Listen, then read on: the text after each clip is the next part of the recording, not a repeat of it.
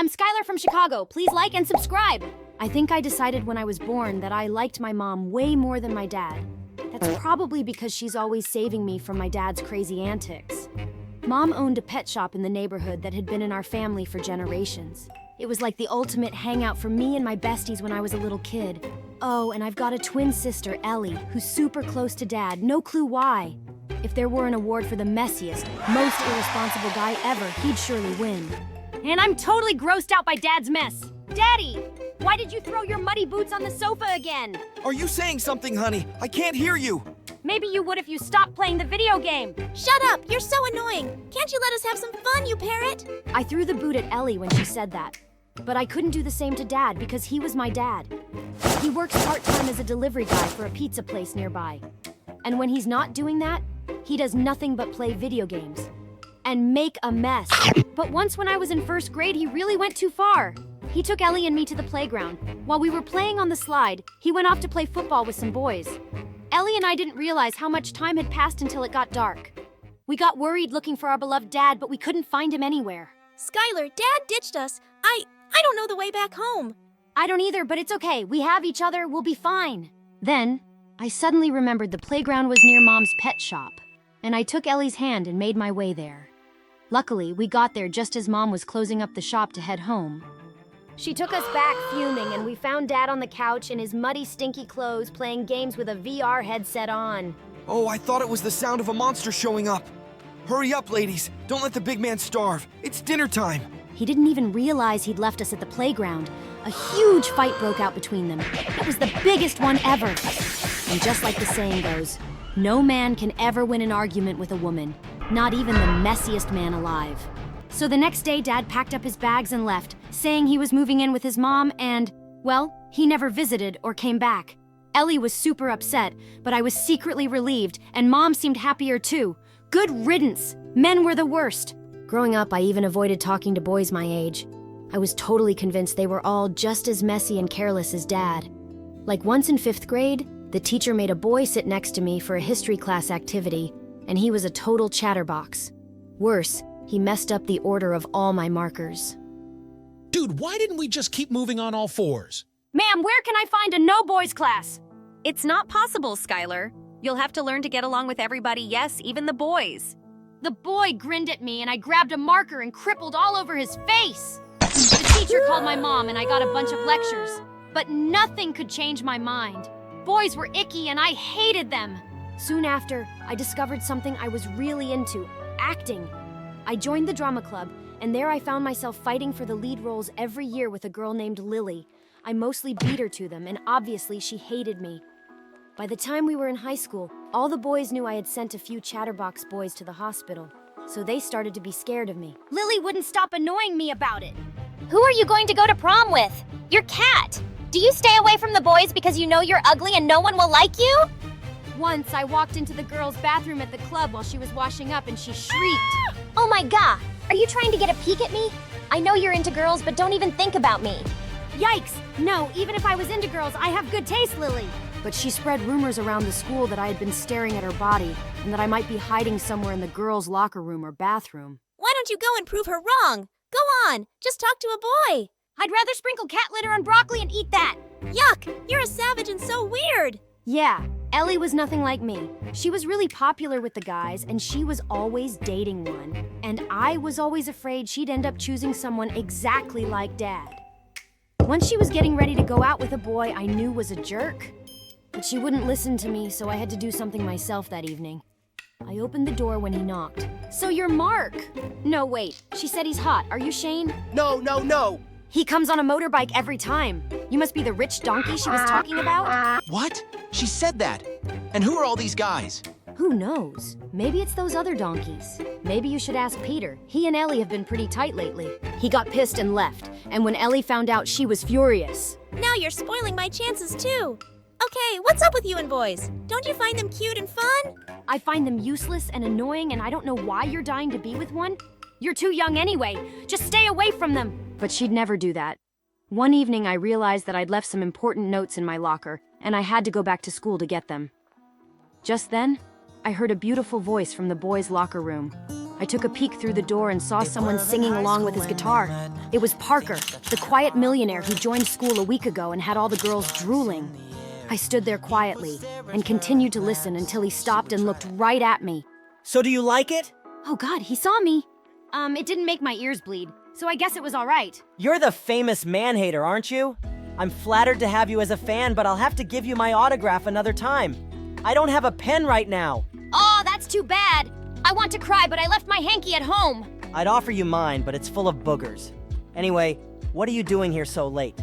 I got bored and decided to find my Prince Charming here at school, and you? Same reason. I was waiting for someone as pretty as you to secretly listen to me as I sing. So is this the part where we fall in love and start dating? No! I think we should get married right away and have kids! Suddenly I noticed his boots. They were covered with mud. You know, there's a reason I stay away from boys, and I'm certain you're no different. With that, I walked away. This Parker seemed really full of himself. And to my dismay, I found out a few days later that he was being paired with me as the lead in the school play. But he seemed more disappointed than me. Ma'am, can't we choose someone else to play the heroine's part? What's your problem? Why are you trying to get me out of the play? Because I don't want to play the part with a girl who's allergic to boys. We'll have no chemistry.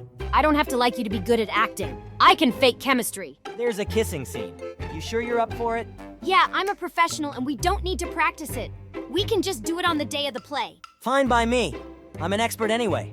We started rehearsing soon with Lily as my understudy, but her main role seemed to be flirting with Parker. And he was just as annoying as any boy I'd ever met.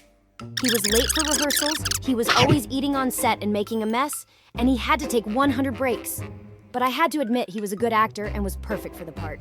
A few days later, we were doing a dress rehearsal, and soon after wearing my costume, my back really started to itch.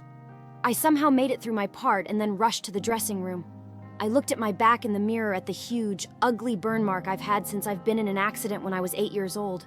The costume's material had really irritated my scar, and it was all red and itchy. I took a picture in the mirror to send to my skin doctor and then quickly changed into my clothes. But as I picked up my phone again, I realized that I'd sent the picture to freaking Parker. Oh my God! Feeling panicked, I texted him that I sent the picture by mistake, but he never replied. I just slipped out and headed home, feeling really worried. I was certain that jerk would show it to everyone, especially Lily. But the next day when I went to school, no one was looking at me weirdly or talking about me. No one brought it up at all. Later, I spotted Parker by himself in the hallway and I walked over to him. Hey, listen, thank you for not sharing that picture with anyone. I know I'm an ugly freak. What picture? The one I sent you yesterday. I'm pretty sure you didn't see our chat. No picture here. He looked up at me and smiled, and I found myself smiling back. Wow, that's the first time I've seen you smiling. I don't think you should do that. It's not a great look on you. I just rolled my eyes and walked away. Okay, he wasn't a jerk, but he was still annoying. But it was nice of him to pretend he didn't receive the picture to not embarrass me. When the day of the play finally came, I was super excited. Our performances were going really smoothly. Well, until the kissing scene. What are you doing? You're supposed to kiss me now? Yeah, I know that. I'm just getting ready. It's just a kiss. Kiss me, Skylar. Fine. I put my hands on his face and my heart was racing as our lips touched. I felt something I'd never felt before, and I was kind of disappointed when he pulled away and started saying his next dialogue. Back at home, Ellie couldn't stop teasing me about the kiss and our chemistry on stage, which I completely denied and slammed the door in her face. But I couldn't stop thinking about the kiss all night. Was I catching feelings for Parker? But the next morning, I forgot all about it when I went down for breakfast and found Mom crying. Mom, what's wrong? What happened? I'm going to lose the pet house. It turned out that Mom had taken a big loan a while back from an investment company to keep the pet shop running. But lately, she hadn't been able to make the payments on time.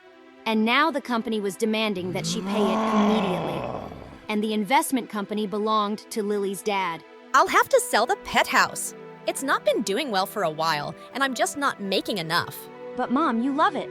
Everyone in the neighborhood loves it. It's been around for 30 years. There has to be a way we can save it. I don't think there is, honey. I felt really heavy-hearted when I went to school that day. I was sitting alone on the bleachers at recess when suddenly Parker joined me.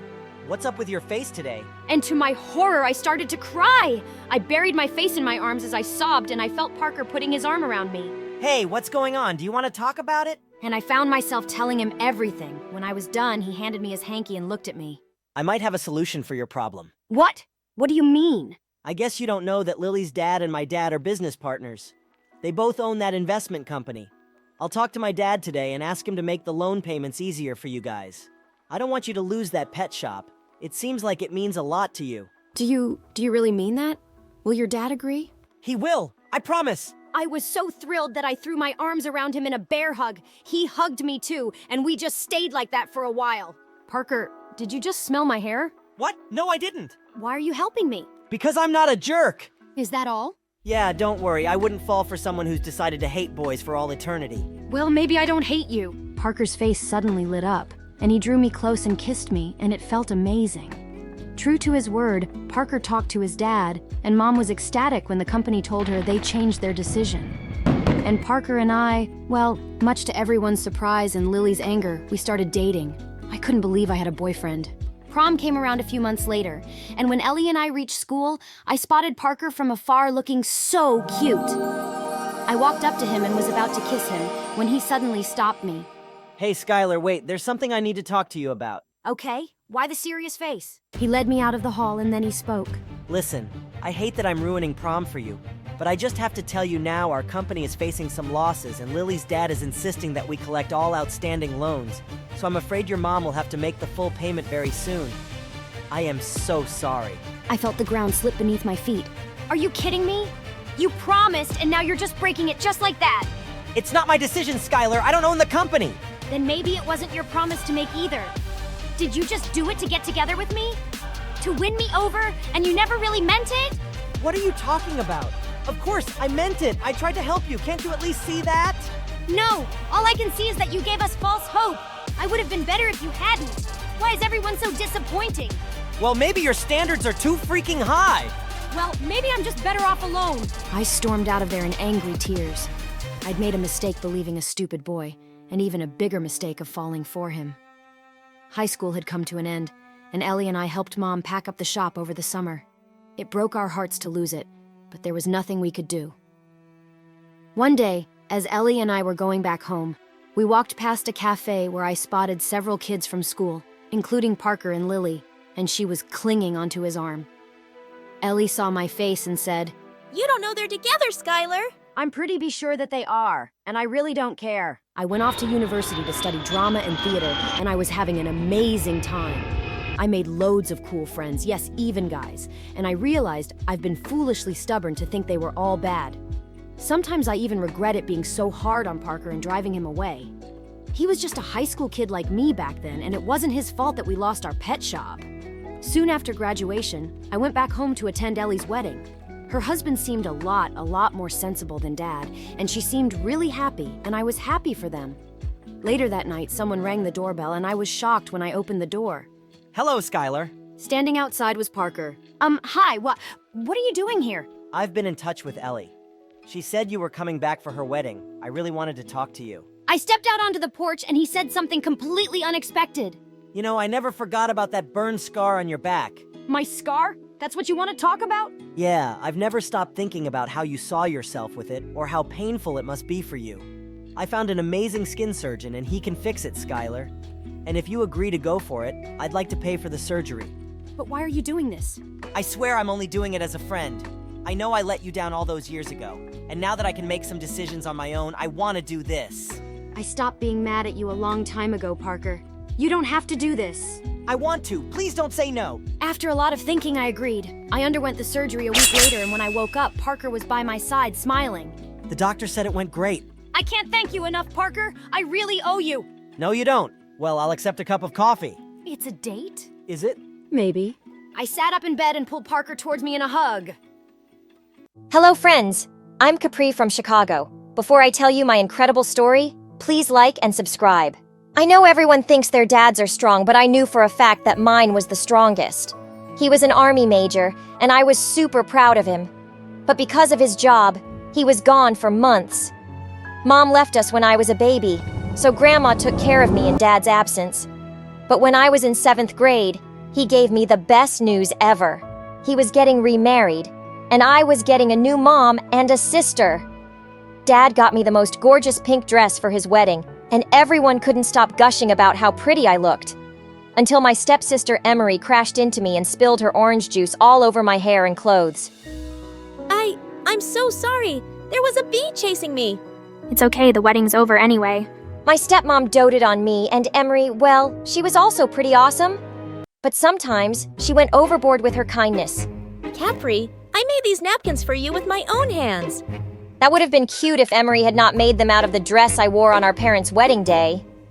Once Emery and I were playing in a nearby park, and after a few hours, we felt hungry. So Emery went home to fetch something to eat. Suddenly, I heard her screaming, so I ran to her and found one of our neighbors holding her by her collar. What are you doing, Mrs. Parkley? I caught this little thief trying to break into your home. She was crawling through the kitchen window. That's because I forgot the key, and no one's home. Yeah, she's not a thief. She's my sister. Your sister? I'm sorry, honey. You're so pretty. You both don't look related at all. It was true that Emery and I looked different, but the way Mrs. Parkley said that made me feel bad. And Emery looked ready to explode. And you look like you're related to a family of pigs. Here, eat some dirt. Emery grabbed a fistful of mud, threw it on Mrs. Parkley's face, and ran away. Dad had to face the anger of a furious Mrs. Parkley for an hour that evening. Soon, Emery joined my school, and I was glad to introduce her to my friends. But I noticed that she tried to copy me in everything. We ended up buying the same clothes. She joined the school's drama club like me, and she even brought pasta to school every day like me, even though she hated it. Then one day, I got to know she wanted to play the role I was auditioning for in the school play. So I simply stepped back to give her the chance, and she did manage to land the role. When we got home, she happily broke the news to Mom and Dad. But just then, Dad got a call, and when he hung up, he cried with joy. It was your drama teacher. Some casting director watched your recent play, and he wants to cast you in an upcoming teen movie. I was ecstatic.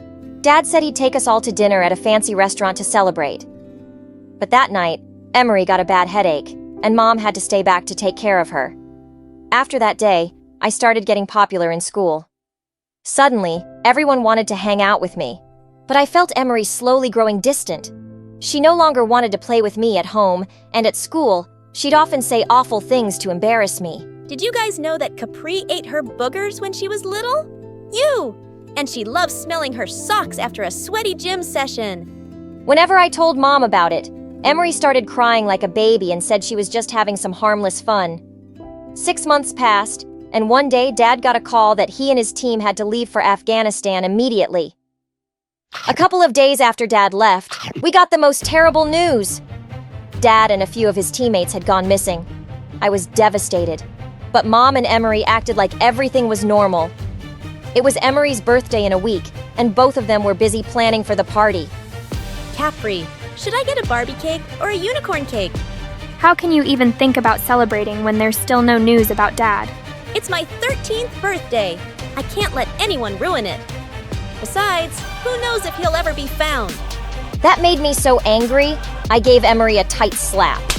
She pounced on me, and we fought like wildcats until Mom pulled us apart. When she heard what happened, she grounded me for a week. But when the party was in full swing, I may have sneaked into the kitchen and sprinkled some extra pepper in the food and poured a bottle of vinegar into the lemonade. Mom, I feel like I ate the sun. Get me some lemonade, quick. What did you mix in it? It tastes like pee. Ugh. The party was ruined. And obviously, it didn't take long for Mom and Emery to figure out who was responsible for it. Your daddy spoiled you way too much, Capri. But now it's time to knock some sense into that pretty little head of yours. Mom placed a mop bucket in front of me and asked me to clean the kitchen. Just then, I saw Emery walk out of my room with all my favorite dresses. Since you didn't get me a birthday cake, I'm taking these. Oh, and I also like the headband you're wearing. Emery snatched it from my head and put it on hers. And Mom didn't say a word. 2 years passed, and there was still no news of Dad or his teammates. But I never lost hope. Several acting offers poured in after my movie stint, but I refused them all since I was more interested in studying and topping my grades. Besides, I knew if I got more popular, Emery would resent it and find ways to make my life miserable. When I reached the 10th grade, a new girl named Quinn joined our class mid-session. Our teacher made her sit with me so that I could help her catch up on the work she'd missed. But soon, I noticed something really weird about her. She didn't smile or laugh at all. Do you know what happens when an elephant feels dizzy? It elephantes. What's a cow's favorite holiday? New Year's Eve? Soon, the whole class was gossiping about how weird Quinn was. Someone even started a rumor that she was a robot. Then one day, I entered the classroom and saw Emery's minions had pinned Quinn to a wall, and Emery was tickling her. Why can't you laugh? Are you really a robot? Stop it. Leave her alone. I will when she smiles. I'm sure Quinn doesn't want to waste her smile on a moron like you. Just then, our teacher entered, and everyone went back to their seats. After that incident, Quinn and I grew super close. She told me that she had a rare condition called Mobius syndrome that made it impossible for her to have any facial expressions. The kids at my previous school kept bullying me, so I begged Mum to shift me to a new one. But I guess I'll always be a weirdo. Quinn, you're perfect just the way you are. I'm gonna make sure no one makes you feel otherwise. I asked our teacher if Quinn and I could organize workshops to educate kids about Mobius syndrome, and she gladly agreed. Our workshops were a great success. Every kid who attended told Quinn how brave she was for talking about her condition, including our school's most popular jock, Chris. You're awesome, Quinn. Just the way you are. Oh my god, did Chris just call me awesome? Pinch me, Capri, so I know it's not a dream. Even our principal praised us and told me it was heartwarming to see the efforts I'd put in to help Quinn. A few days later, we had a debate competition in which both Quinn and I participated. When the results were announced, I stood first and Quinn stood second. We both hugged each other, but just then, Quinn's mom marched up on stage and started yelling at her. You always stood first in your previous school. What happened to you? Why have you suddenly turned stupid? But she came in second, and that's pretty awesome too. You should be happy for her. Of course you'd say that since you bagged the top spot. Quinn, this girl's your competition. You need to stay careful. Whatever did that mean? After that day, Quinn and I participated in a few more competitions, all of which I won while she stood second or third. She didn't seem to mind, but I knew her mom was giving her a tough time for it. She thinks I was better off in my previous school. But doesn't she care about all the bullying you faced? She says because of my condition, it's something I have to learn to live with. And here I thought my stepmom was a witch. Months passed, and soon it was time for prom. Quinn had a massive crush on Chris since our workshop days, and she felt he liked her too. I think he's going to ask me out for prom. I'm so excited. I've already decided what I'm going to wear. Just then, I saw Chris heading towards us. But instead of asking Quinn, he asked me out. I felt awful, and obviously I politely turned him down. Why did you do that? The way he was looking at you, I think he really likes you. You're so lucky, Capri. Everyone likes you. Oh, I have my share of haters too. Besides, how can I go out with a boy my best friend has a crush on? Remember sisters before misters? Later that day, our science teacher had asked us to prepare a project and told us the best one would get a scholarship opportunity at a prestigious university in New York. I need to win this one. I'm pretty sure my stepmom wouldn't spend a single penny on my college education. And if I win this competition, Mom would finally stop breathing down my neck. No matter which of us wins, a pizza party with lots of ice cream is guaranteed. For the next few days, Quinn and I got busy with our projects. When we brought them to school on the submission day, I was surprised to see how amazing her project was. This looks so incredible. I'm sure you're winning this time. You really think so? I spent the last 3 nights working on it. Just then, it was announced that we had to keep our projects in the auditorium for the teachers to review. After placing my project next to Quinn's, I was about to leave when a hand roughly turned me around. How dare you agree to go out with Chris? I asked him out for prom night, but he told me he was taking you. What the fudge? First Quinn and now Emery. Did the entire school have a crush on that guy? I have no idea why he said that. He did ask me out, but I refused. You lying witch! Suddenly, Emery pushed me hard, and I landed straight on Quinn's project. Oh God, Emery, what did you do? I frantically tried saving Quinn's project, but just then I saw her walk in. What's taking you so long, Capri? Heck! Ah, my project! I'm sorry, Quinn. It was an accident. Stop lying, Capri. I just saw you ruin this project. I tried to stop her, Quinn, but she said she had to win this competition at all costs. I was shocked at how evil Emery could be. I was about to slap her, but Quinn caught my hand midair, and my heart broke to see the distress in her eyes.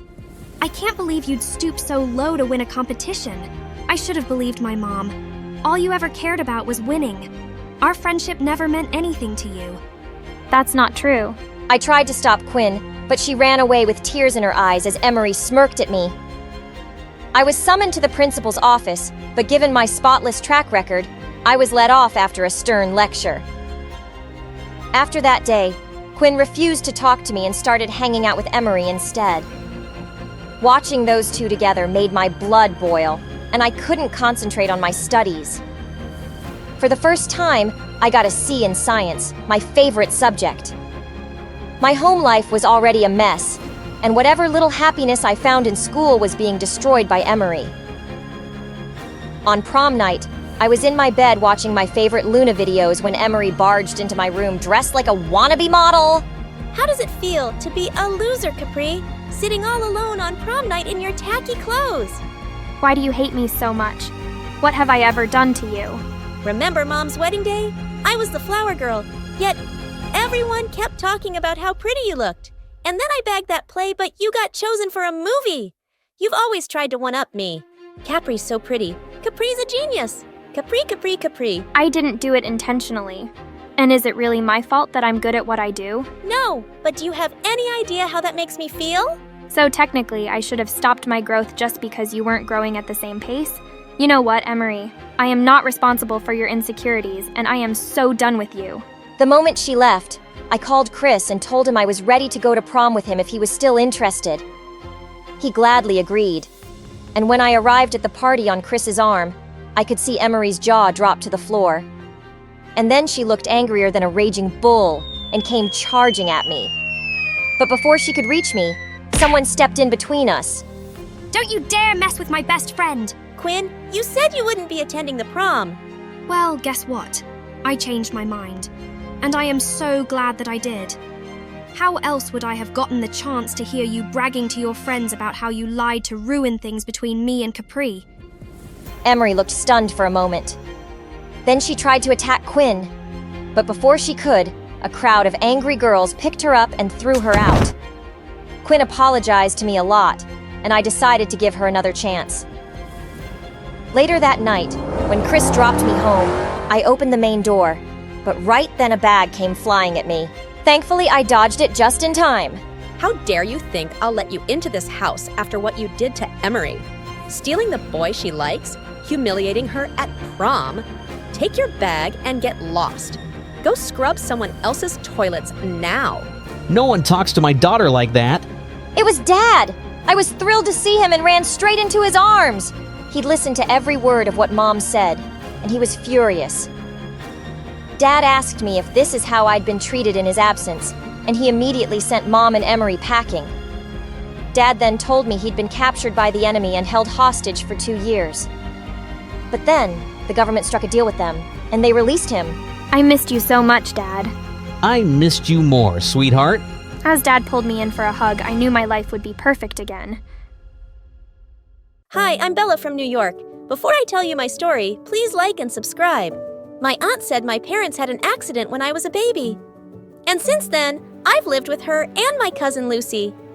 But you never guessed another kid lived in this house. All the wall frames had pictures of just Aunt and Lucy. Lucy had the biggest room, bursting with toys and books. Lucy had so many clothes she had another room as a closet. And me, well, I lived in the attic with her hand-me-downs. But I didn't care. All I ever really wanted was for Aunt to love me like she loved Lucy. So I did whatever Aunt asked me. I served her breakfast in bed, polished her shoes, painted her nails. But somehow she was just never happy. Once when I was 10, a new neighbor came to visit Aunt, and she looked awestruck when she saw me. What a beautiful child. That gorgeous red hair and those adorable dimples. Adorable? They're just dents in her face. Stop smiling, Bella. You look like a moron. Go get us tea. I went to the kitchen, spat in Aunt's tea, and gave her the cup with a very serious face there. But soon after I turned 13, my whole life was transformed. One day at breakfast, Aunt was going through the mail when suddenly she spat out her cereal. Just then, I saw the letter she was reading. It had my name on it. Hey, what's that? But Aunt had already jumped off her chair and she threw the letter in the fireplace. Why'd you do that? It was mine. I saw my name. And who would write to you? You didn't see anything. As she stormed off, I couldn't help thinking, who would write to me? A few days later, the doorbell rang, and a postman was standing outside. Express delivery for Ms. Bella. Suddenly, a flying figure pushed me aside and attacked the postman. Oh my god, Aunt! I tried snatching the letter from her, but she was off with it like a bullet. What the freaking turtle? What was she hiding? I was dying to find out, but the letter stopped coming. But one evening when the bell rang, Aunt ran to open the door. And standing outside were 2 bodyguards with a wealthy-looking man. Can you explain what happened to the letters and plane tickets I sent for my daughter? Wait, what? Just then the man spotted me, and his eyes welled up. Oh my god, you must be Bella. You look exactly like your mother. I'm your dad, sweetie. Dad? You're my dad? Why didn't you come for me before? He tearfully explained that he and Mom had gotten divorced before I was born, and she told him never to get in touch. He found out just recently that Mom had an accident so long ago, and he tracked me down. As we hugged tight, I turned around to Aunt. You made me think he wasn't even alive. And why were you keeping the letters from me? Because you don't deserve to go live like a princess. You should be my maid, after everything I've done for you. Used to you? I did everything you ever asked just so you'd love me. Did you ever love me at all? Even a little? No, how could I? Dad told me to pack my things immediately, but before going, I made sure to rub Aunt's toothbrush inside the toilet. Then I took Dad's hand and left without even saying goodbye. We flew over to New York, and I was shocked at the size of Dad's mansion. My room was 5 times bigger than Lucy's. This was freaking awesome! As Dad was showing me around the house, I suddenly saw a tall woman staring at me coldly from a distance. Dad was married, so that must be my stepmom. Mary, there you are. Come meet Bella. But Mary just turned away and slammed the door behind her. Later that night, I walked past their bedroom to hear Dad and Mary talking in loud voices. It's her first day here, Mary. Think how unwelcome she must have felt. What about me? You just expect you'll bring a child home and I'll start loving her like she's my own. I crept away without hearing any more. Great! Another mom figure who already hated me. When I went down for breakfast the next morning, Dad greeted me with a smile, and so did Mary. Sorry, Bella. I wasn't feeling too well yesterday. I hope you slept well. Yeah, as if she cared. When I asked Dad for the orange juice, Mary quickly got up to pour it for me, and she dropped the whole jug in my lap. Oh my God, what are you doing? I'm so sorry, it just slipped from my hands. I know you don't want me here, but you don't have to be so petty. With that, I stormed off. Her whole innocent act was fake, and she proved me right soon enough. A few days later, I was walking over to the sofa in the living room when suddenly I tripped over something. I went flying straight into this weird statue. I stared at the wreck in horror. Mary leapt up angrily from her armchair. Oh my God! How could you be so clumsy? Do you know what that's worth? Just then, Dad burst into the room, and behind him were some guests. What happened? We heard a loud crash. Oh, honey. Bella broke the statue by accident, but thankfully she's not hurt. Dad looked really upset, but stayed silent. I couldn't stop myself, though. You were just shouting at me, but the minute Dad came in, you became an angel. What? No, I was just shocked. I didn't mean to shout. Stop acting, Mary. You just want me to look bad in front of Dad. I think you tripped me up with your leg. What? You little brat! How dare you? You must have tripped on the carpet. That's enough. In case you both forget we have guests, Bella, please go to your room. I walked off angrily and slammed my door shut. I didn't trust her one bit. Dad got me enrolled in school soon, and I felt nervous walking into the huge building. A few kids were looking at me, and I smiled. And suddenly, a bunch of boys were surrounding me. Oh my God, can you do that again? Do what? Smile, please. Smile again. I did, and all the boys just stared at me. What was wrong with my smile? Those dimples are so freaking cute. I could just look at them all day. Wow. These dents in my face, like boys like these. Just then, a girl pushed through the crowd. Get away from her, you morons. You're scaring her. Hi, I'm Nora, and I don't have a redhead in my group.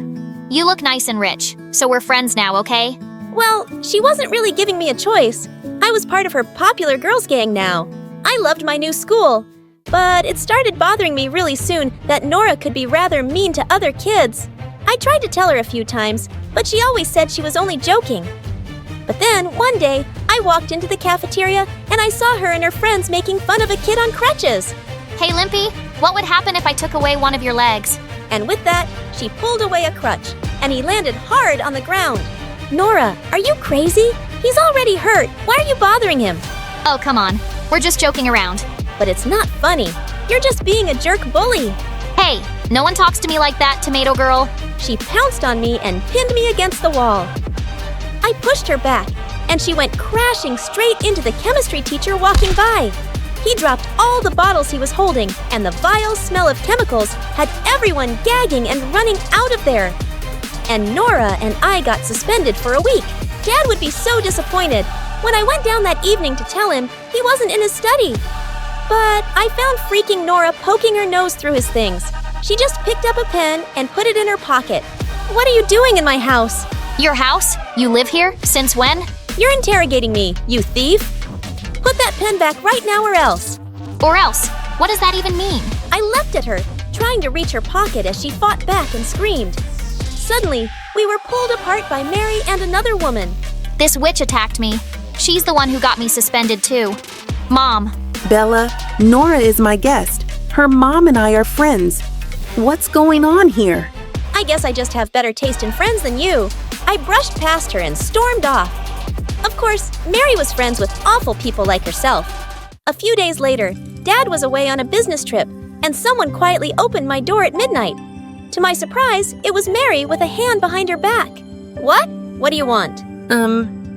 Your dad told me it's your birthday, and I just came to say, well, happy birthday. She stepped forward with a cake with candles on it. I never had a birthday cake before. I thanked her awkwardly, and she sat down on the bed. Bella, I think we got off on the wrong foot, and I'd really like to start over. Maybe we can get to know each other better. She looked really sincere, and I wondered if I'd judged her too quickly. Yeah, I think I'd like that, Mary. We started hanging out more, and I found myself actually liking her. She took me to lovely cafes, shows, and galleries around New York. She had the best taste in clothes, and shopping with her was so much fun. Soon after Dad returned, Mary threw me the most amazing birthday party ever. It was the best day of my life. A couple of months later, there was a dance in school, and I'd been asked out by this new boy who had all the girls drooling. That evening, I wore a gorgeous dress Mary had picked out for me. She'd even done my hair and makeup. I received so many compliments, and my date just couldn't keep his eyes off of me. We were slow dancing to a song when suddenly someone pulled the back of my dress really hard, and I heard the fabric rip. Oh my God. I turned around in horror to see Nora grinning and holding part of my dress. But everyone was staring at my back, at a long, ugly scar. Look, Marcus. Look at that disgusting thing on her back. It's like she's freaking Frankenstein. Suddenly, I leapt forward and slapped her hard. The only monster here, Nora, is you. I ran out in angry tears and got into my car. I didn't care if anyone knew about my stupid scar, but the only person who could have told Nora about it was Mary. She'd seen it when she was helping me try on a dress one day. I burst into the living room and started screaming. How could you be such a witch, Mary? You almost made me believe you cared about me. What? What are you talking about? What happened to your dress? Nora ripped my dress because you told her about this scar. Even Dad doesn't know. I only told you, and you thought it could be something you tell Nora to use against me. You're the most horrible person I know. You're even worse than my aunt. I hate you. As I cried furiously in my room, Dad came in and hugged me. Sweetheart, there must be some mistake. Mary wouldn't do this. She would. She did. No one else could. Don't defend her, Dad. So if Nora thought I was going to be embarrassed and hide, she was so wrong. I went back to school the next day, expecting weird looks and comments. But what happened left me shocked. The principal walked in during the first lesson and said, "The entire class came to me this morning to complain about an incident at the dance yesterday. And there is no way that I will tolerate this kind of behavior in my school. Nora, you're expelled." As Nora stared at her in horror, the whole class erupted into cheers and applause. This totally made up for everything. When I got home that afternoon, I heard screams from the living room. It was Nora's mom. No one had been spying on Bella. Your stupid maid saw her scar one day and told us. And so what? My daughter played a harmless little prank, and now she deserves to be exposed, expelled, her entire future destroyed. All because of that stupid, disfigured, red-haired witch. Don't you dare talk like that about my daughter. And with that, Mary punched her. Get out of my house. You are not welcome here. However, As the butlers let her out and she went screaming, Mary suddenly saw me and I started to cry. I'm so sorry, Mary, for thinking it was you. I've had a hard time believing you could really care for me. I heard you the first day you said you couldn't love me like your own, and I guess I've been scared to love you in case you didn't love me back. Oh, darling, I said that. Yes, because I couldn't love you right away. It was all so new for me, too. I've never been anyone's mom, but I've tried so hard to get to know you and love you. And I really do now. Bella, I love you. You're my daughter as much as your dad's now. I love you too. Hi, my name is Labu, and I was born to 2 lawyers in Connecticut. Please like and subscribe. Ever since I could remember, I was told 2 things about me. First, I was really beautiful, like Disney princess, movie star beautiful. And second, something was seriously wrong with me. I was different from every single person around me. Even my parents. It started with small incidents, like Mom asking me how she looked in a really hideous dress. I told her the truth. Yuck, your dress looks like poop. I've been wearing this all day. Oh, she doesn't mean it. Yes, I do. You should throw that dress away, Mama. Mom burst into tears. Labu, that's a bit too honest. But she asked me. Just say, you don't look good, okay? I didn't understand why I had to lie. And it turns out in life, you're supposed to lie all the time. Like in 3rd grade, when my dad had his boss over for dinner. I said, I know you. Dad says you're the stupidest, craziest boss in the world. Why are you like that? He lost it, yelled at Dad, and then made him work for 4 weekends straight. Dad loved me too much to be mad at me, and he tried to explain the rules again. I really tried to learn them. But I was simply different. By the time you're in 6th grade, everyone in class will start cracking jokes and playing pranks. If you're like me and you can't tell when people are lying, it will be a nightmare. The worst offender was my classmate, Reno. He was the son of crazy rich politicians, and he thought he could get away with anything. He was always pulling pranks on students and teachers, and he never got more punishment than detention. One time, as a joke, he said his parents were secretly spies. I was the only idiot at the table who believed him. I started taking careful notes about every juicy, totally made-up detail. It was only when everyone was laughing that he said he was lying. You made all that up? Are you bored or crazy? You really couldn't tell I was joking? Amazing! She's like a stupid robot. Hey, I know you. Your parents are my dad's clients. My dad's a divorce lawyer. The girl looked at me like I was a ghost. My parents are getting divorced? Yes! Didn't they tell you? She just ran away. So beautiful, yet so heartless. What? People were inching away from me, looking disturbed. Did I say something wrong? You're fascinating. Are you from another planet? I didn't have time for his jokes. By the end of the day, the whispers were everywhere. Labu's scary. She's pretty, but she's crazy. Labu's the rudest witch on the planet! My tongue was cursed. It either made people hate me or fear me. By the time I was in 11th grade, even my teachers wanted to shut me up. One time, a teacher started yelling at me for correcting her in the middle of class. Why should everyone note down the wrong answer just so you don't feel bad? I wish your manners were as nice as your face. I wish you wore a nicer wig. We can all tell you're bald. Detention now. Whatever. I was fine being weird, Labu, with no friends. I understood science and math more than humans, and that was enough for me. The only person who wasn't scared of me was Reno. He was always ready to pull stupid pranks on me while we were stuck in detention. In a way, I admired him. Reno got to be as weird as he wanted, and he was still great at making friends. That's when I got an idea. Reno, you've always been weird. Excuse me? You know you lie all the time. You get poor grades, and you're always in detention. Wow. You have issues, but you are still popular. How do you do that? I'm handsome, rich, funny. Listen, I really want to fit in and have fun in our last 2 years here. Think about exactly how you make friends and explain it to me like I'm 5. That's gonna take time. I expect payment.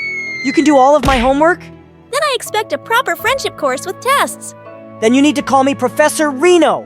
I'm not doing that. It's a deal breaker. Fine, Professor Reno. We struck a deal. The next day, I met Reno in an empty classroom during lunch for my first lesson on becoming just like everyone else. I've known you my whole life, and using my expert observations, I've made this course. Wow, It only has 4 chapters. And if you get them all, you will be popular. Let's do it. Chapter 1. Jokes. Jokes are lies that make people laugh. You can't tell when people are lying, so just laugh if the other person laughs. What if they're laughing at me? Then look like you don't even care. Trust me. We made a list of all the jokes I could use on people, and I practiced them on him for hours. It was hard to get the right tone. There was a new girl in my class, Stacy, and she hadn't heard any of the rumors about me yet. She was the perfect target for my new powers. I sat with her at lunch and rattled off joke after joke till she fell off her chair laughing. Wow, Labu, you're gorgeous and funny. I'm having a sleepover tonight. You want to come? Oh my God, my first sleepover. I was so excited, I literally rushed to tell Reno. It's working already. Time for Lesson 2, Chapter 2, Casual Chats. Here is a list of acceptable topics you can talk about at a sleepover. What can I talk about? Nothing heavy, no depressing news, and no global warming. It bums people out. But it's important.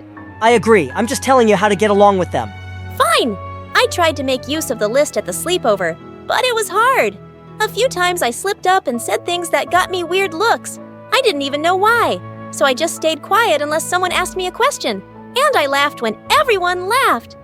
Surprisingly, it worked. Stacy asked me to come for another sleepover. The next day, she went with me everywhere in school.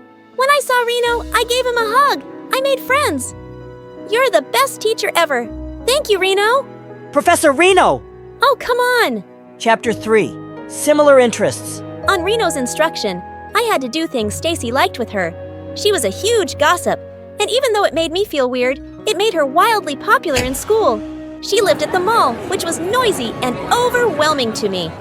Still, I went with her and made friends with lots of other girls in my class. Then she dragged me from store to store trying on clothes till I was exhausted. But hey, everyone thought I looked stunning in my new outfits. I slept for 13 hours to recover from that day. And then Stacy dropped a bombshell on me. She wanted to set me up on a date. He's in chemistry with me. He's super cute. In return, you can set me up with Reno. He's your friend, right? Yeah, he is. Well, he's totally hot and really popular. So I'll go out with him. Can you ask him for me? I said yes and hung up.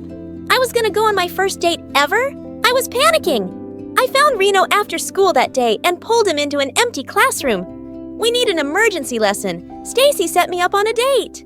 Really? You want to go? Yes, but I'm not ready for this. We never practice dates. You want to practice a date with me? I need quick tips. Other than jokes, casual talk, and similar interests. What can I use? It's a date, so there's touching. Where? Just the arm or the hand or... Like this? Yes. You could give him a hug at the end of the date. Don't pat his head. What else? You could kiss him. There was a long pause, and he just stared at me. He wasn't gonna say anything else. Okay, well, thanks for the tips. I patted his head and walked off. I turned right before the door and asked him if he'd go out with Stacy. Are you serious? Yeah, she's cute. Fine, whatever. Stacy was over the moon for her date.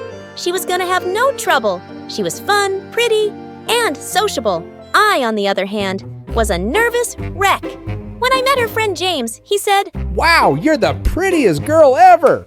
Thanks, same to you. Oh, shut up, Labu, you moron. I just stayed quiet and touched his hand like a robot. It seemed to be working until Reno's Lamborghini pulled up in front of the restaurant. He walked with Stacy on his arm. What? You guys are on your date here? I told you where we're going. I forgot. Well, the more the merrier. They joined our table. Honestly, I was less nervous now that Reno was here, but that changed the second, third, and fourth time he just happened to crash my date. One time, we were all at a swimming pool together, and Reno was acting so weird. He kept competing with James over who got to share the swimming float with me, while Stacy was just glaring at both of them. What in the world was going on? On our next double date, the tension exploded. Stacy got a perfect hit on the piñata, and when she tried to kiss Reno, he dodged her. She hit the floor right on her face. Oh my God, what is wrong with you? You scared me. It's our 5th date and you're dodging my kiss. That's because he likes Labu. What? He's been hanging around you like a freaking shield. Labu, is this true? No, it's not. Tell them, Reno. Reno just stared at us. Why wasn't he saying anything? That's when his phone started ringing, and he ran to one side to answer it. He came back looking really freaked out. But there's an emergency, I gotta go. Bye. Sure, just make an excuse and leave. Ugh, jerk. Stacy was so furious, she was gonna melt. I was worried. I'd never seen Reno look so scared. I called him many times, but he didn't pick up. He didn't even respond to my messages. When he wasn't in school the next day, I knew I had to go see him. That weekend, I went to Reno's mansion for the very first time. It was huge. I pretended he had a school emergency so his butler would let me in. I could hear crazy shouting from the house. I looked up to see Reno's parents arguing like there was no tomorrow. I only had to listen for a minute to know what happened. Reno's dad had been cheating with several different women, and now his parents were in a full-on battle. I tried to creep out of there, but Reno's dad spotted me. Who is this? How did you get into the house? I'm sorry, sir. I'm a friend of Reno's. Labu, you can't be here. Your parents are getting a divorce. Is this why you're not coming to school? Yes, but you can't tell anyone. I'm sorry. Your dad's a cheating jerk. Excuse me. You don't know anything. I literally heard you say cheated. So you're a jerk. Get this girl out of my house. I raced out of there before he really lost it. Reno was actually laughing. No one's ever talked to him like that. You're amazing. Thank you. I think I'm in love with you. My heart skipped a beat. What? It's a joke. Oh, good one. I left feeling really confused. Was he really joking? I shook the idiotic thoughts away. I was just happy he was okay. It would take Reno another week to get back to school. I was so excited to see him for our last lesson. But the night before, there was a knock on my door. I saw him standing outside, and he looked mad. Who did you tell about my parents? What? Did you see the news? He barged into my house and turned on the TV. His parents' faces were on the news with the headline, "The biggest cheating scandal in local government." No! There's a sea of cameras outside my house. Who did you tell, Labu? I'm sorry, Reno. I told Stacy. You what? You were missing for days, and she was hysterical. I had to tell her. She promised she'd keep it a secret. Do you not understand people at all? Do you notice anything around you?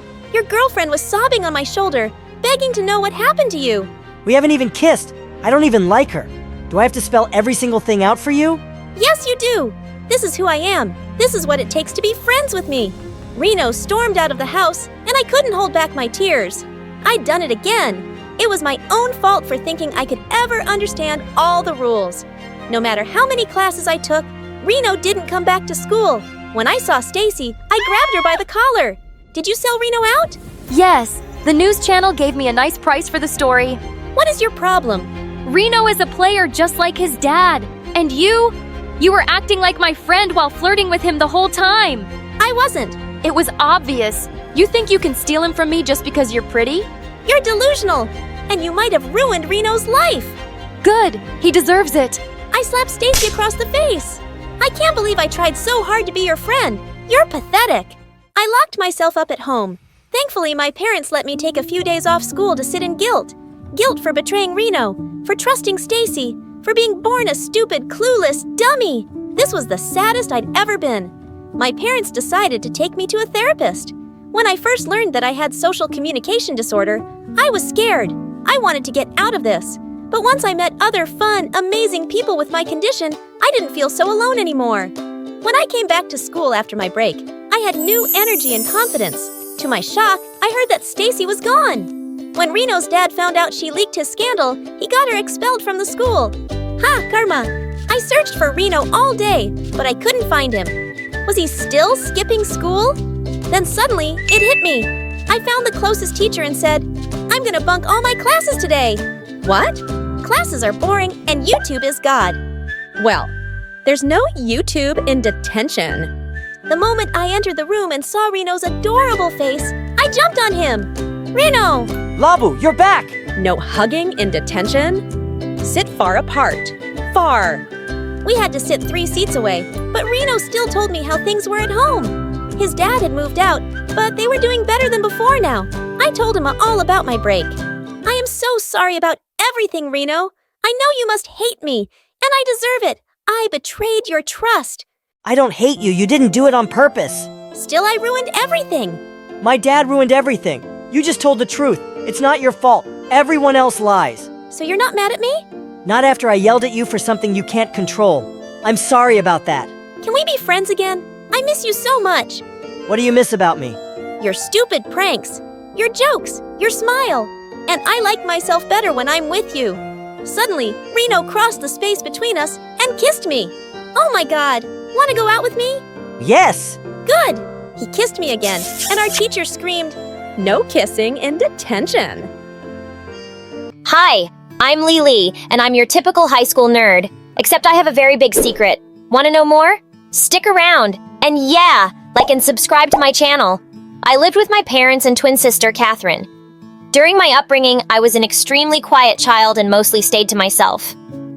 I read books and achieved perfect grades. However, Catherine was entirely different. She was the school's queen bee, exceptionally beautiful. And each week, she would date a new boy who would instantly fall for her. You are so perfect, Catherine. I love you. Aw, sweetie, you're not too bad yourself. I love your, smile. I love your smile and your eyes and your perfect little hands. I love everything about you. Can you guys go and be irritating somewhere else? I'm trying to do my homework and your sweet talk is making me queasy. Are we making you jealous? Because honestly, the only guy you'd ever kiss is your stuffed panda. At least he's permanent. Unlike the losers you date for 2 weeks, then dump and file restraining orders against because they end up stalking you. I wonder what will become of this new arm candy. A piece of advice, lover boy. Run before it's too late. Catherine threw a cushion at my head and left, and I couldn't help but giggle. But she wasn't entirely wrong. I was a bit envious of her. Even though I was smarter and more composed than Catherine, I was always known as the other twin or the nerdy one. No guy ever gave me the same kind of attention as Catherine. Well, no one except Sid. He was the spoiled son of a wealthy industrialist and was really popular for his silly pranks in school. The first time I saw him was on the first day of high school when he rollerbladed into me in the school hallway, and we both landed on our butts. Wow! I've never seen anyone like you before. Really? Of course. I mean, how many people can be as stupid and blind as you are? You've got to be someone special. Excuse me, but you crashed into me. You should be apologizing. You're right. Where are my manners? I'm sorry for calling you blind.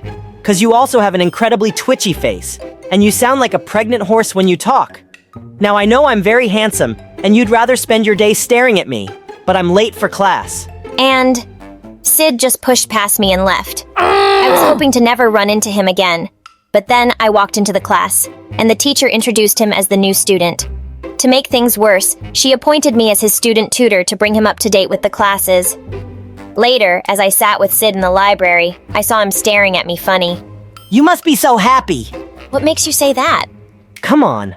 I saw how you were staring at me in the hallway. You like me, and it's cool. So how about we ditch these books and make out? How about I punch your face and fracture your nose? My plan's better. Sid slid to my side and our faces were inches apart. Do you always smell like this? Like what? Like a mix of poop and garlic. Your breath stinks. What the heck?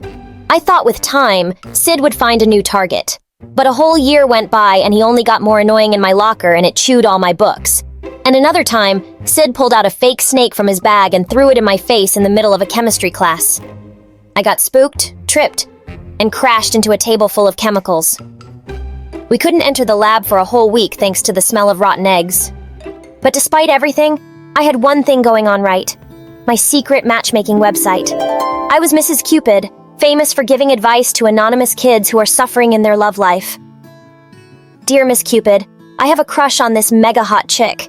But since she's the most popular girl in school, she never notices me. How do I get her to date me? Dear Agent Hot Abs, I'm sorry, but the only way you'll get a girl like that to date you is in your dreams. But try the Math Club, Drama Club, and Polar Bear Rides Club. You've got a lot of pretty girls in there. And a month later, Agent Hot Abs confirmed that he was dating a theater club girl. Another time, I got an email from the bimbo babe. Dear Miss Cupid, I want a boyfriend, but I don't want to sound too desperate. What should I do? Dear Bimbo. Babe, if you're writing this email, it means you're already desperate, and something about your name tells me you're not too smart either. Try searching the library for some hot geeks. This way you can find a date and maybe learn a thing or two. Win-win. Dating someone too. Another score for Miss Cupid. I'm making your dreams come true. There you are! I jumped in shock as Sid walked up from behind me and I shut my laptop. What you hiding on that computer? Are you stalking me on Instagram? I knew it. You have a crush on me. I don't! Now stop snooping around and leave! Not so soon. Sid snatched the laptop from my hand. I tried to get it back, but that sleaze bag wouldn't let go. Finally, the laptop fell on the ground and the screen flew open. No way! You're Mrs. Cupid! You give advice to corny teenagers. Oh my god, I'm dying. I think I might have coughed up a lung. Shut up, you moron. And yeah, I am Mrs. Cupid, but if you tell anybody, I swear I will end you. I won't tell anyone if you agree to set me up with someone. I know you're probably wondering why a hot guy like me would need your help, but I want to see how good you are. I'd rather eat a bag of worms than help you. Suddenly, Sid ran out of the door and screamed into the school hallway. Hey everybody, our grand school Mandy Mrs. Cupid is none other than... I covered his mouth and yanked him back into the classroom. Why are you doing this? You haven't dated a single girl this whole year and now suddenly you want a girlfriend? Maybe I'm bored and this could be a welcome change. Now, do we have a deal? Ugh, I hate this, but fine. I'll find a date for you. And if you two hit it off, you have to promise to permanently get off my back. Whatever you say, princess! I know it was probably the worst idea to help Sid, but I also didn't want anyone to find out I was Miss Cupid. It was the one good thing in my life. I wasn't going to let all my hard work go down the drain. So I sat up all night trying to find the perfect match for Sid. And the next day, I arranged a few dates for Sid, but they all ended up in massive disasters. Have you seen my new rubber chicken collection? Your what? Rubber chicken, you know, the one you squeeze and it makes a sound. Let me show you an example. I'm a dorky chick. Okay. Actually, I just remembered I have to take my cat for a manicure. See you around. And we never saw her again. The next day, Sid met another girl at a burger joint and sneakily placed his dumb rubber chicken in her food. Just as she took a bite, the toy made a sound and she almost passed out. This happened a few more times before I finally lost my mind and cornered Sid. What's the matter with you? And what's with this stupid obsession with rubber chickens? What? I really like them. And if I can't share my passion, what's even the point of having a girlfriend? If you really want this to work, you've got to step up your date game. Carrying chicken toys to dates is not how you woo a girl. Really? Then how do you woo a girl? Sid came closer, staring into my eyes, and for a second I forgot how to breathe. But then he just pulled my laptop closer and stared at the screen. Oh, this one sounds interesting. Dear Cupid Lovelock, I'm tired of dating the same guy over and over again. Find me someone different. Bored Anonymous. Yeah, cool. Now sit back and let me work my magic. I texted Bored Anonymous that the boy she was looking for would meet her in the library with a red book in hand. And the next day, Sid sat at the desk with the book while I hid behind the wall waiting for Bored Anonymous to show up. I almost threw up when I saw Catherine walk in and she went straight to Sid. She was Bored Anonymous. Mind if I take this seat? I don't see why not. Catherine pulled out a chair and I waited for Sid to do something stupid. But surprisingly, they got along really well. They were cracking up at Sid's jokes and Sid was blushing like a stupid girl. And weirdly enough, I started feeling kinda jealous watching them together. I was still lost in my thoughts when Sid walked over. That went well. You don't actually think you can date my sister, do you? Why? Catherine is fun, cool, and pretty to look at. Why should I not date her? Because you guys are totally different and she's known to crush boys and walk all over them. That was before she met me. I'm gonna steal her heart and she won't know what hit her. In fact, she just asked me to be her date at this super cool party, and I think I'm going to go. Guess what? I'll be there too, with my boyfriend. You know you can't bring an imaginary person to a party, right? He's not imaginary. He's a very real person, you'll see. I can't wait! Neither can I. And yeah, don't forget your rubber chickens. I walked away feeling kind of miserable. I had less than 5 hours to find myself a boyfriend. So I just asked one of the guys from the chemistry class to be my date, and he said yes. The party was nice and I was having a good time until Sid showed up with Catherine on his arm and sat right next to me and my date. Oh, my sweet honey buns, I could stare into your eyes forever. I can stare deeper. I can stare into your soul and I can say you're an angel. That doesn't even make any sense. It's a metaphor. It's stupid. Are you two done? Because I want to dance. Sid, come on. We'll join you. But I don't know how to dance. Just follow my lead. I dragged my date, but he kept missing steps. Banged into a bunch of people. At one point, he stomped on my feet so bad I had to sit down with an ice pack. I didn't see Sid and Catherine after that, and the next day they were officially dating. Sid was so lost in Catherine's love, he didn't pay any attention to me. No pranks, no rude comments, not even a glance, and it made me so mad. But I knew it was only a matter of days till Catherine would dump Sid. Despite our weird relationship, he was kinda the only friend I had, and I didn't want him to end up hating me after Catherine dumped him. So I tried talking to Catherine about it.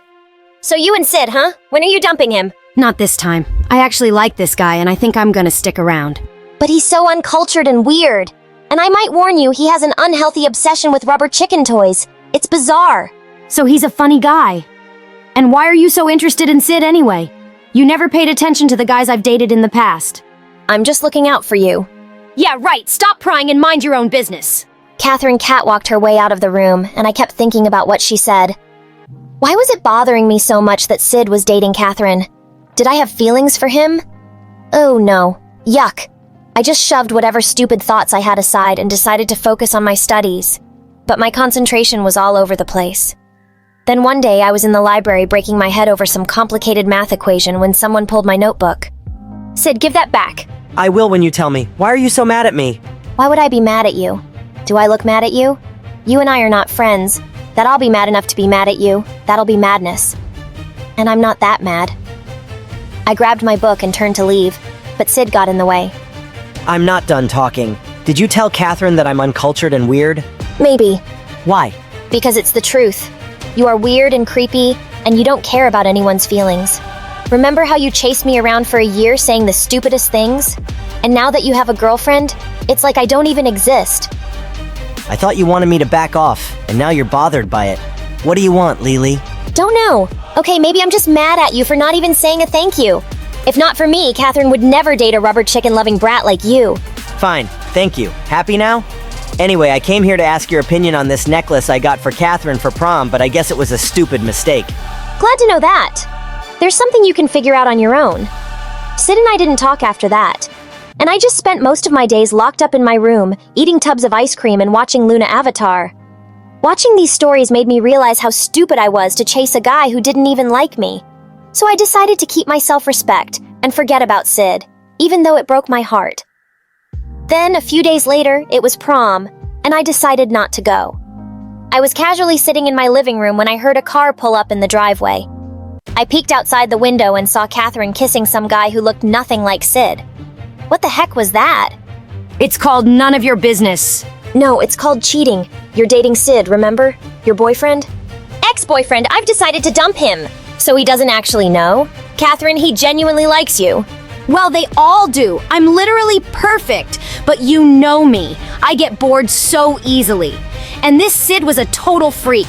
He keeps annoying me with those stupid rubber chicken toys, and all he ever did was joke and talk and blah, blah, blah. Anyway, I can just drop him a text now.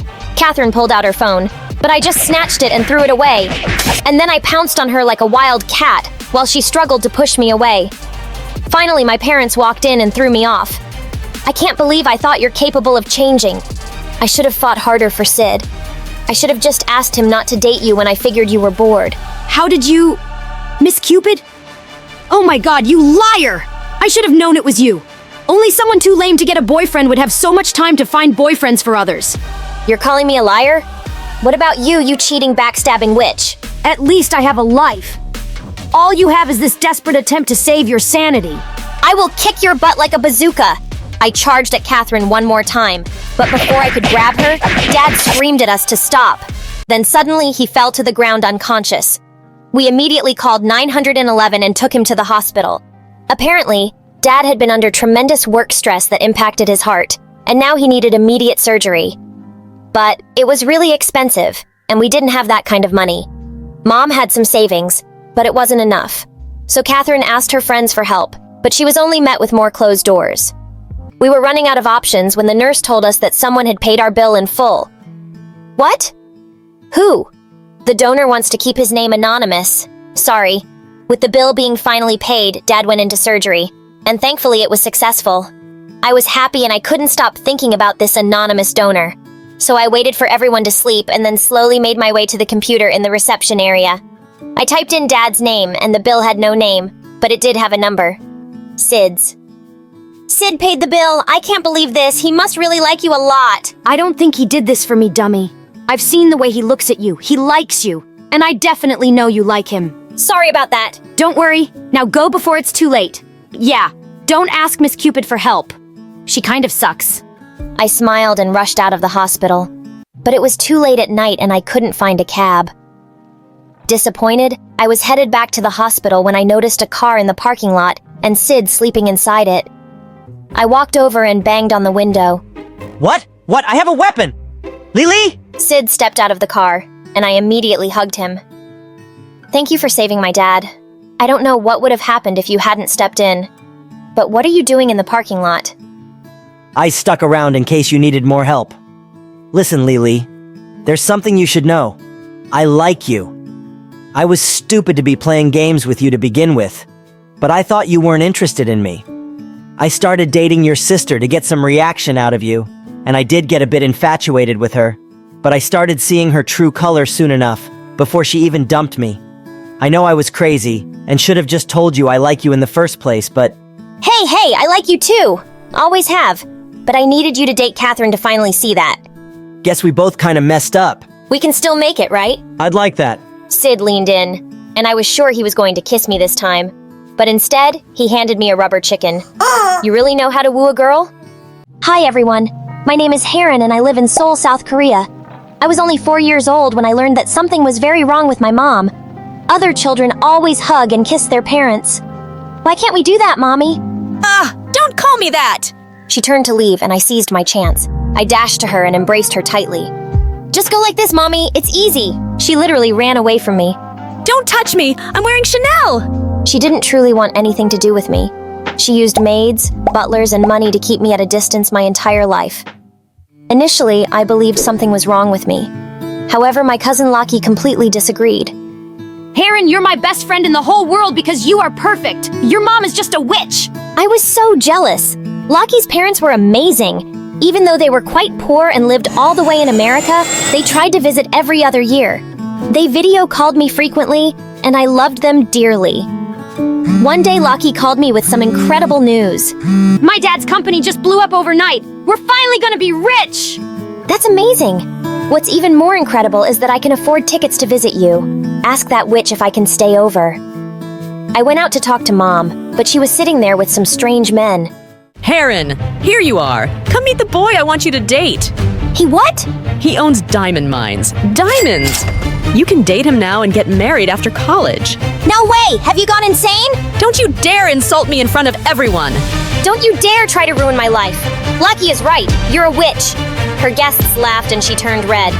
You ungrateful little? Go to your room! I did go to my room. I also called Laki and devised my first and best cunning plan. I can't take it anymore. I'm running away from home. Now that your parents are wealthy, can I live with you? If they say no, I'll hide you in my room. Get over here! Thankfully, Aunt and Uncle loved the idea and welcomed me there with open arms. They didn't even tell my mom and I could escape without any drama. I finally got away from my crazy mother. And the best part, I was going to live with my best friend Laki. And I literally jumped and screamed the entire first night.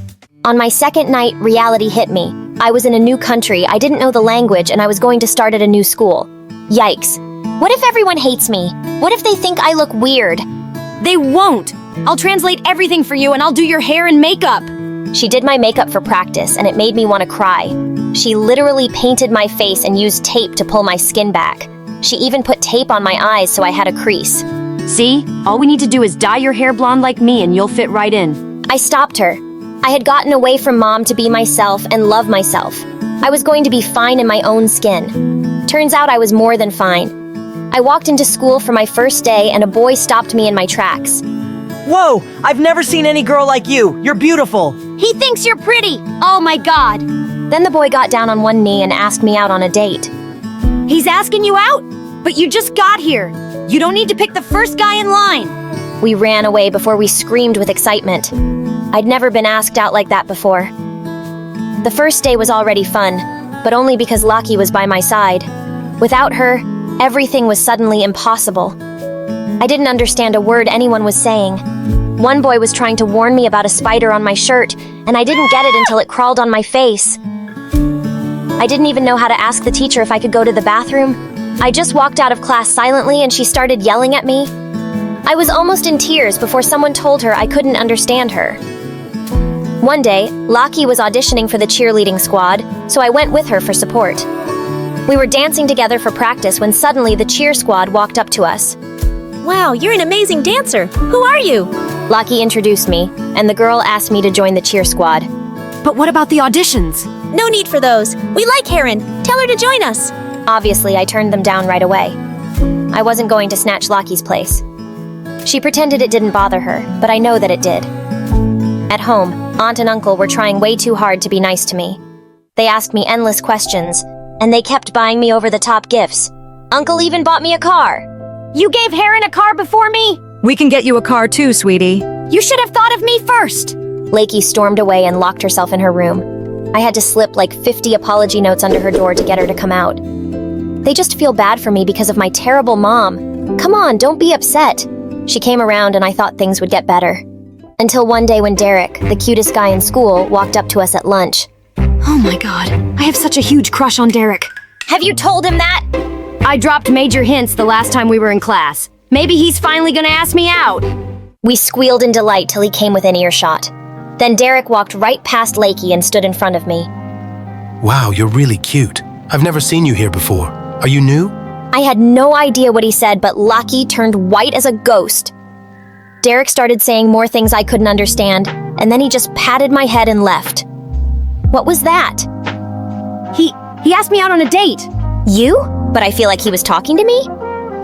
He was just being shy. He said he wants to take me out to dinner. Oh, wow! That's amazing! I jumped, but Lucky didn't join me. In fact, she started acting so weird she refused to sit with me at lunch anymore. And she started walking home from school alone. When she went out for a date with Derek, she told some random girl at school all about it instead of me. I barged into their conversation and pulled her away. What's wrong with you? Why are you ignoring me? Why can't we have our separate lives? Lucky, you're my best friend. I want to be with you. So I can keep being your translator all the time. I love you, but Heron, I need some space from you right now. Just be on your own. Fine, I don't need you either. Just watch me. I joined online classes for English and started taking a book of translations with me everywhere. I was going to learn this language and yell at Lockie in English for being such a jerk. I got better fast. English wasn't as hard as it looked. I could even hold decent conversations on my own. And I made a few friends. We were in the cafeteria one day when Derek walked up to me. He had flowers in his hands and his friend from the band was playing the flute. What? Heron, I know you didn't want to go out with me then, but I can't stop thinking about you. Will you give me a chance? What are you talking about? You wanted to go out with me? I asked you out that day, remember? Lockie said you didn't want to go, so she came on our date instead. She what? I stared at Lockie with my jaw loose. She was already in tears. Okay, fine. Derek asked you out, not me. Happy? I was jealous, so I lied and I went to see him. Are you serious? You're such a freak. What's wrong with you? Hey, don't talk to her like that. We missed our date because of this pathetic loser. Jeez, how desperate can you get? I just lost it. I flew forward and punched Derek right in the face. It was a total blur, and suddenly I was at the principal's office. Derek had an ice pack on his bleeding nose, and my aunt and uncle were getting screamed at. I got suspended from school for a whole week. Lockie and I had the biggest fight ever at home. I would never date someone you had a crush on. How could you be so mean to me over some stupid boy? It's not about the boy. Ever since you came here, you've just taken over my friends, the cheer squad, the guy I like. You're getting everything. Even my own parents like you better than me. Lakey, don't say that. You're sisters. We're cousins. I'm your daughter. But all you want to do is talk to Heron and buy her crazy presents, when I never got treated that way. We're just trying to make up for past mistakes. What mistakes? That was when my aunt told us her final. Lockie and I were non-identical twins. They were my parents. I sat there in shock while my aunt explained how poor they were when we were born and how they had to give me away to her rich sister. Why did you keep Lockie? Why not me? You were having a lot of medical issues as a baby. We couldn't manage the bills. I thought my sister would take better care of you. I see. I thought I had one mother who didn't want me. Turns out I had 3 parents and none of them wanted me. Heron, it's not like that. I got up and ran to my room. I started packing my things through a haze of tears. Heron, no, please don't leave. I'm so sorry. You abandoned me with a monster. You waited 17 years to tell me the truth. Don't pretend you care. I stormed out and didn't look back. Once I was done trusting my family, my heart was broken. I sold the car Uncle gave me and used the money to rent an apartment. Got a job and focused on my studies. I turned my heart to stone. So when Lockie tried to apologize to me 100 times, she always failed. I did miss her a lot, especially during the special moments of my life. When I got into the college of my choice. When I got my first job. On the day of my wedding, I almost called her twice. Lockie had become a huge influencer with millions of followers. She was only a DM away. but I felt too guilty for not making up earlier. My husband and I went hiking in a national park for our honeymoon when suddenly a crazy storm hit us and I got separated from the hiking group.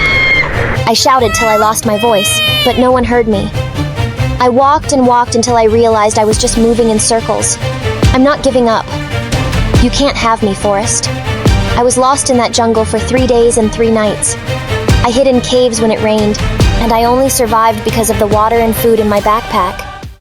On the 3rd night, I was about to go to sleep when I suddenly heard people shouting my name. Thank God. I raced out of my cave to see hundreds of people walking in the forest with torches, and the person who was running towards me, screaming her head off, was Lockie. No way, Lockie! I found you! I found you! Lockie and I hugged each other so hard we fell to the ground. I'm so happy you're okay. Oh, thank God. How are you here? Who else was gonna find you? My followers work way faster than the police. I burst into tears and hugged my sister tight. Lockie, I don't know what I would have done without you. I'm so sorry. Don't you dare say sorry to me.